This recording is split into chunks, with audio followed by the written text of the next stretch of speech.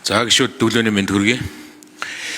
Аудитын байгууллага гэдэг одоо төрийн төсөв санхүүтэй холбоотой хяналт шалгалт өрөөгөөжийг ингээд ярьдаг байгууллага гэж одоо бид нэр ойлгодог. Яг нарийнда төрийн мөнгө гэж бас байхгүй. Татвар төлөгчдийн мөнгө. Тэгэхээр энэний цаана гарч ирэх үндсэн асуудал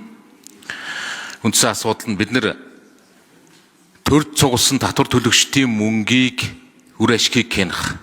Тэгэхээр ер нь энэ төрийн үндсэн асуудал чинь өөрөө бид нар яг өнөөгийн бидний явж байгаа шийдлийн үндсэн асуудал чинь проблемын тулгымцаа үндсэн асуудал чинь улс төрчид гэдэг хэдэн нөхдүүд тэр тусмаа парламент дээр ард түмний татвар төлөгчдийн мөнгийг цуглуулж авчирчаад бусдын мөнгийг цуглуулчаад бусдын төлөө шийдвэр гаргах гэж байгаа ийм хүмүүс.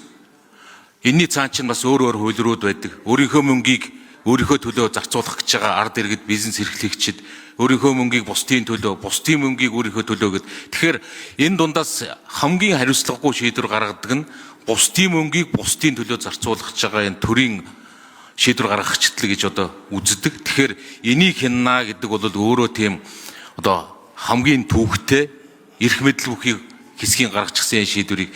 Тэгэхээр одоо энэний цаана уг нь бол баахан татвар төлөгчдийн мөнгийг, бусдын мөнгийг цуглуулчаад бусдын мөнгийг бид нэр тараачаад дахиад энэнд аудитын байгууллагаар хяналт хийлгэнэ гэдэг энэ нэг том бодлогыг уг нь бол бид нэр өөрсдийнхөө мөнгийг өөрсдийнх нь төлөө бага татвараар, бага төрөөр, цомхон төрөөр хийлгэх одоо үндсэн нэг ийм бодлогын шилжилтэл одоо буруу тал руугаа Монголын төрдөр үе үед л ингээд явсаар ирсэн ийм л нөхцөл байдал одоо бий. Тэгээ бид нар бол нэг гараараа төрийг томруулдаг, нөгөө гараараа их мундаг хиндаг баатар болоод яг өнөөдөр одоо ингээд аудитын байгууллага бол үнэхээр нэг юм ацсан шалаатай хэцүү үед л байна гэж миний хувьд боддог. Яагаад гэвэл яг саяныхаар төсөв хамгийн их томорчихсон, төр хамгийн их томорчихсон, төрийн өмчт компаниуд нь хамгийн их томорчихсон.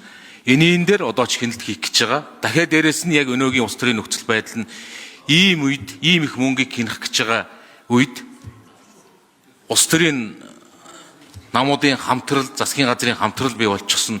Улс төрийн томоохон шийдвэр дүгнэлт байр сууриа илэрхийлэхэд хэцүү ийм нөхцөл байдалд аудитын нөхцөл газар гэдэг энэ байгууллага өөрөө ийм ацсан шалаатай ийм л нөхцөл байдалд очиж байна. Тэгэхээр энийг одоо ацсан шалаа гэлгүй, энийг ийм улс төрийн дарамт шахалт гэлгүйгээр уг нь төрөөс хүлээсэн улсын хурлаас шууд томилогддог ийм одоо бусдаас хараат тус ажиллахын хуулийн бас боломж олцоотой байгууллагын хувьд олон зүйлүүдийг хийх ийм л шаардлагатай. Энэ дотор дахиад нэмээд хэлэхэд зөвхөн төрийн өмчт компаниуд гэх эдийн засагт ямар их хувь хэмжээ эзэлж байгаа вэ? Тэгэхдээ төрийн өмчт компаниудын өнөөдөр төрийн өмчт компаниуд дээр зөвхөн одоо төрийн аудит хийн гэсэн хууль явж идэг. Энийний цаана төрийн өмчт компаниуд, энийний цаана зөвхөн төрийн аудит хийн энэ аудитэд итгэл. За тэр тусмаа бид нар компаниудыг олон улсын холгыг нээлттэй болгоё, бирж зах зээл дээр гаргая гэж байгаа. Энэ үед жишээ нь одоо энэ шинээр хэрвээ томилогдоод бол аудитын байгууллагын дарга бас энийн дээр өөрийн байр суурьтай аль болох энэ төвлөрсөн тогтолцоог задлах мэргэжлийн байгууллагууд, хараат ус байгууллагууд, хөндлөнгийн байгууллагууд, олон улсын аудитын дэлхийн дэг жаяг руу орж ажиллах олон зүйл бидний ирээдүйн цаг дээр одоо хүлээгдэж гэн л гэж боддог. Тэгээд анхаарч ажиллах олон зүйл байна гэдгийг л хэлээ дээ.